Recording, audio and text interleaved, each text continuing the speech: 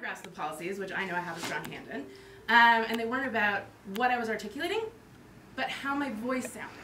And that my voice was annoying, and that my confidence in myself and my ability to articulate my liberal plan and my plan for Essex County was smug and arrogant. And it really brought home the fact that it is hard for women to get into politics, and it's especially hard to be in this climate right now where you have people at Doug Ford rallies once again yelling, "Lock her up," and when you have MPPs who can't even remember your name when you're the only opponent in the room.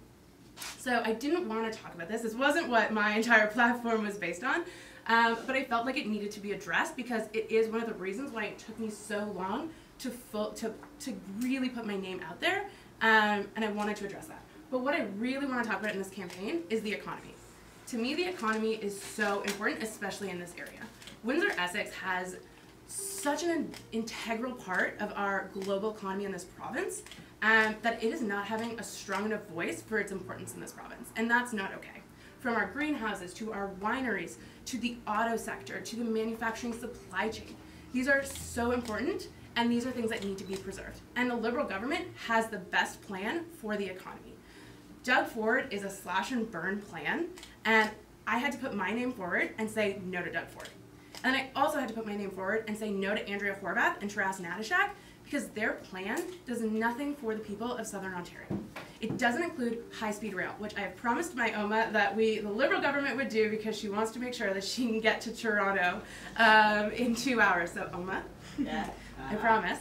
And Andrea didn't include that in her budget. She didn't include it in her platform, and it's not costed, which we are seeing billions and billions and billions of dollars being lost in her platform and not accounted for. So we can't trust the NDP to have an actual plan for the economy and to grow this area because we can't even account for their math.